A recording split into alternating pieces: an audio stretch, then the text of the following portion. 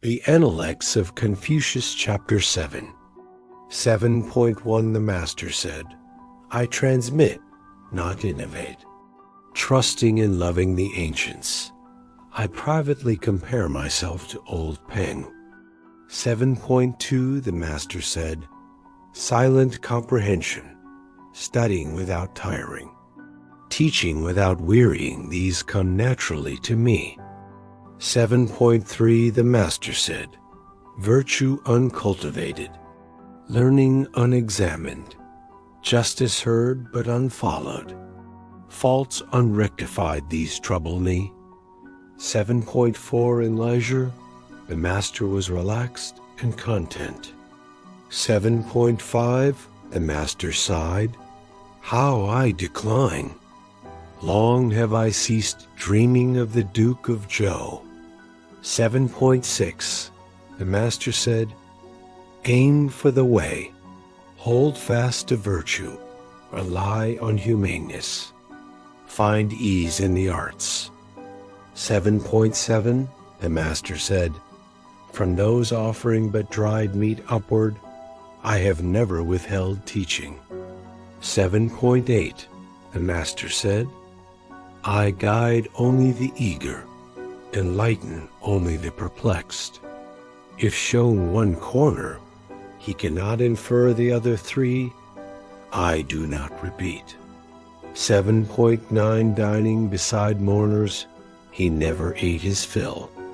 Having wept that day, he would not sing.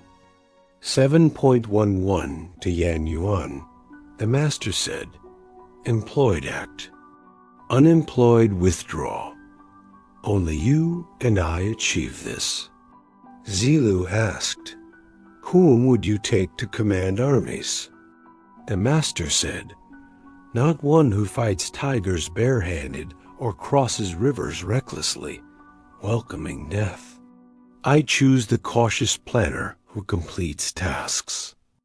7.12 The Master said, if wealth were guaranteed, I'd seek it even as a lowly groom.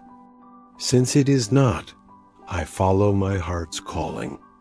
7.13 The Master was cautious regarding fasting, warfare, and illness. 7.14 Hearing the xiao music and key, for 3 months he forgot meat's taste, saying, I never imagined music could reach such perfection. 7.15 Ran Yu asked, does the Master support the Prince of Wei? Zigong entered and inquired, what of Boyi and Shuki? The Master said, ancient worthies. Did they incur resentment? They sought humaneness and found it what resentment? Zigong concluded, he does not support him. 7.16 The Master said, coarse rice, water to drink, my arm for a pillow joy dwells therein. Wealth and rank gained unjustly are to me as floating clouds. 7.17 The Master said, grant me years enough to study the changes from 50. I might then avoid great errors. 7.18 The Master regularly discussed the odes, the history, and ritual propriety. 7.19 The Duke of Xi asked Zilu about Confucius. Zilu did not reply. The Master said, why not say, he forgets meals in his zeal for learning, forgets sorrows in his joy, and knows not old age approaches? 7.20 The Master said, I was not born knowing, loving antiquity, I strive diligently to attain it. 7.21 The Master never spoke of anomalies, violence, disorder, or spirits. 7.22 The Master said, walking with 3 others, one must teach me. I follow their good, correct their faults in myself. 7.23. The Master said, Heaven implanted virtue in me. What can Huan Tui do to me? 7.24. The Master told disciples, Do you think I conceal anything? Nothing is hidden. All I do is open to you, such is my way. 7.25.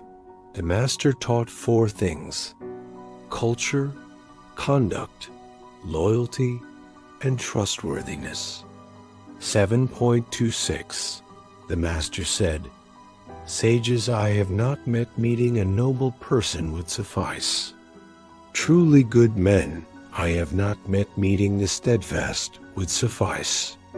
Pretending fullness when empty, ease when struggling, how rare is steadfastness. 7.27. The Master fished without nets, hunted without shooting roosting birds. 7.28. The Master said, Some create without knowledge. I lack this gift. Hearing widely, I select the good to follow. Seeing broadly, I reflect. This is secondary knowledge. 7.29. A youth from Xiang visited. Disciples were perplexed. The Master said, Accept his present effort, not his past. Why be harsh? When one approaches purified, accept that purity do not demand future consistency. 7.30. The Master said, Is humaneness distant? Desire it, and it arrives. 7.31. The Minister of Justice asked, Did Duke Xiao understand propriety? Confucius said, He did. Later, the minister told Wu Maki, Noble persons are impartial, yet Duke Xiao married a same surnamed woman. If he knew Li, who does not? Wu Maki reported this. The Master said, I am fortunate. My errors are always known. 7.32. When singing with others, if one sang well, the Master asked them to repeat it, then harmonized.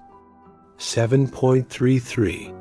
The Master said, In cultural knowledge, I match others. In embodying the noble person's conduct, I have not succeeded. 7.34. The Master said, Sagehood or humaneness, I dare not claim, but striving tirelessly and teaching untiringly, this describes me. Gongxi Hua said, This is precisely what we disciples cannot attain. 7.35. The Master fell gravely ill. Zilu proposed praying. Confucius asked, Is this done? Zilu said, Yes. The prayers say, We pray for you to heaven and earth. The Master said, My prayers began long ago. Implied, lifelong virtue is true prayer.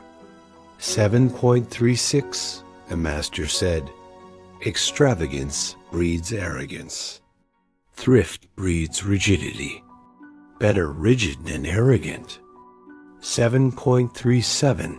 The Master said, The noble person is serene. The petty person is perpetually anxious. 7.38. The Master was gentle yet stern, dignified yet not harsh, respectful yet at ease.